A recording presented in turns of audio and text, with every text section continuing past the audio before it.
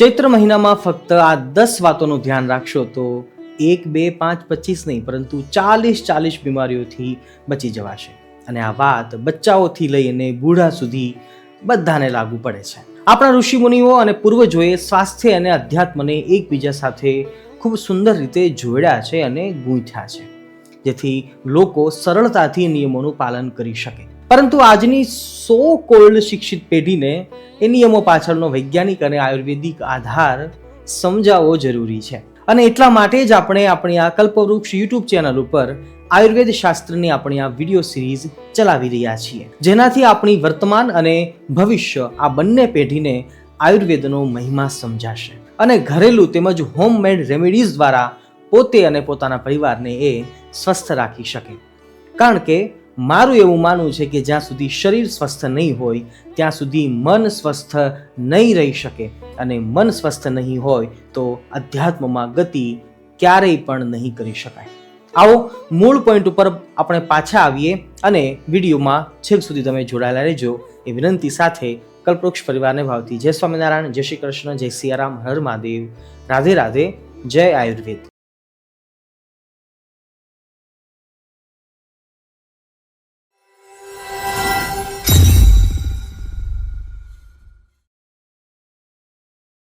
આયુર્વેદ શાસ્ત્ર અનુસાર ચૈત્ર માસ ઋતુ પરિવર્તનનો સમય છે.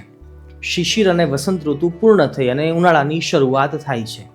આ સમયમાં શરીરમાં સંચિત થયેલું કફ અને અમ્લ ટોક્સિન્સ એ ધીમે બહાર કાઢવાની પ્રક્રિયા શરીર શરૂ કરે છે. જો આ સમયમાં ખોરાક અને જીવનશૈલીમાં થોડાક નિયમો આપણે અપનાવી લઈએ તો શરીરની પ્રાકૃતિક ડિટોક્સ પ્રક્રિયા એ સાવ સરળ બની જાય છે. ચાલો જાણીએ કે ચૈત્ર મહિનાના 10 મહત્વપૂર્ણ આયુર્વેદિક નિયમો કેવા હોઈ શકે. નંબર 1, કડવો નીમ જરૂર લો. ચૈત્ર મહિનામાં નીમ એટલે કે લીમડાનું સેવન છે આયુર્વેદમાં વિશેષ મહત્વ ધરાવે છે. લીમડો છે એ રક્તને શુદ્ધ કરે છે, ચામડીના રોગોને દૂર કરે છે અને શરીરની પ્રતિરક્ષા શક્તિને વધારે છે, એટલે કે ઇમ્યુન સિસ્ટમને મજબૂત કરે છે. એની રીત કેવી હોઈ શકે કે 7 થી 10 લીમડાના પાંદડાઓ, થોડુંક ગુલાબની પાંદડીઓ, એક ચપટી કાળા મરી અને મધ સાથે એમને પીસીને જો એનો પેસ્ટ આપણે લઈએ તો ખરેખર આ મિશ્રણ છે એ આખા વર્ષ દરમિયાન બીમારીઓથી આપણને બચાવે છે. નંબર 2, વેલ પર થતી શાકભાજી વધુ ખાવાનો આગ્રહ. ચૈત્ર મહિનામાં ભારે અને દાણાવાળી શાકભાજી કરતા લોકી એટલે કે દૂધી, તુરિયા, તુરી, પરવળ, ગવારફળી આ જેવી વેલ ઉપર થતી જે શાકભાજીઓ છે એ પાચન માટે ખરેખર હલકી હોય છે અને એટલા માટે જ શરીરમાં વધેલા પિત્તને એ સંતુલિત રાખે છે અને એ ખાવાનો આગ્રહ વધારે રાખવો જોઈએ. નંબર 3, તેલવાળી અને તલી ભૂની વસ્તુઓને ઓછી કરવાની. આ સમયમાં શરીરમાં પિત્ત વધવાની સંભાવના વધારે હોય છે અને એટલા માટે જ આયુર્વેદ એમ કહે છે કે તળેલી અને ભૂનેલી આ તમામ તેલવાળી વસ્તુઓ ખાવાથી એસિડિટી, ગરમી, ત્વચા રોગ અને પાચન સંબંધી સમસ્યાઓ છે એ વધી શકે છે. એટલા માટે શક્ય હોય એટલું હલકું અને સાત્વિક ભોજન આ મહિનામાં લેવું જોઈએ. નંબર 4, મીઠું ઓછું ખાવું જોઈએ. ચૈત્ર મહિનામાં શરીર સ્વાભાવિક રીતે પરસેવો બહાર કાઢે છે અને એ દ્વારા શરીરનો ક્ષાર છે એ બહાર નીકળે છે. જો આપણે આ સમયમાં મીઠું ઓછું ખાઈએ તો શરીરની શુદ્ધિ પ્રક્રિયા એ વધારે સરળ બની જાય છે. શક્ય હોય તો દિવસના 3 ભોજનમાંથી ઓછામાં ઓછા 2 વખત મોળું ભોજન લેવું જોઈએ અથવા તો ઓછું નમક નાખવું જોઈએ. નંબર 5, નાળિયેરનો ઉપયોગ છે એ વધારવો જોઈએ. નાળિયેર આયુર્વેદમાં ઉત્તમ શીતળ અને પોષક માનવામાં આવ્યું છે. જ્યારે આપણે મીઠું, તેલ અને ભારે ખોરાક ઓછો કરીએ છીએ ત્યારે નાળિયેર એ શરીરને જરૂરી ઉર્જા પૂરી પાડે છે અને પિત્તને એ સંતુલિત રાખવાનું કામ કરે છે. નંબર 6, ઘઉંના બદલે જુવારને મહત્વ આપવું જોઈએ. ઉનાળાની શરૂઆતમાં જુવાર છે એ શરીરને ઠંડક આપનારી કહી છે અને પાચન માટે એ હલકી હોય છે.